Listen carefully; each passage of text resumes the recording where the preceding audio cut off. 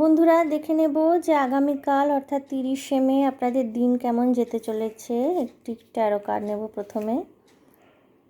Okay, 3 of swords এসছে। কালকে কিন্তু রিয়েলিটি চেকের দিন, অর্থাৎ আগামীকাল কোনো বিষয়ে আপনারা সত্যতা জানতে পারবেন। ব্যক্তিগত সম্পর্কের ক্ষেত্রে কোনো সত্যতা সামনে আসতে পারে।